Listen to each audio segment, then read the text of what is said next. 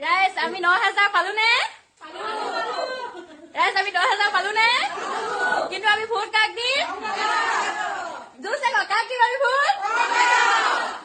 BJP চৰকাৰে দিয়া ৯,০০০ টকাৰ আঁচনিটো ললি, ১০,০০০ টকাৰ আঁচনিটোও ললি। এতিয়া কংগ্ৰেছ চৰকাৰক ভোট দিবি। চোৱা চেলেকাৰ জাতহঁত অলপ চৰম কৰ। কংগ্ৰেছ চৰকাৰখনত গোটেই মিয়াই ভৰি আছে।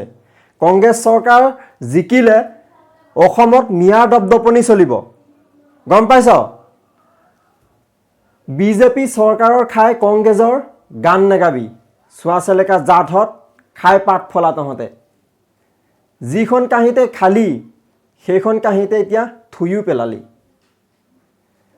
যদি তহঁতে কংগ্ৰেছকে ভোট দিবলগীয়া আছিলে, বিজেপি চৰকাৰে দিয়া ১০,০০০ আঁচনিটোৰ কাৰণে এপ্লাই কেলে কৰিছিলি? সেই ১০,০০০টো সেই ৯,০০০টোৰ ওপৰত কেলে দৌৰিছিলি? লাজ নালাগিছিলে তেতিয়া? এতিয়া ভোটটো কংগ্ৰেছক দিবলৈ যাবি, লাজ নাইকিয়া নিধক তহঁতে। চোৱা চেলেকা জাত খাই পাত ফলা।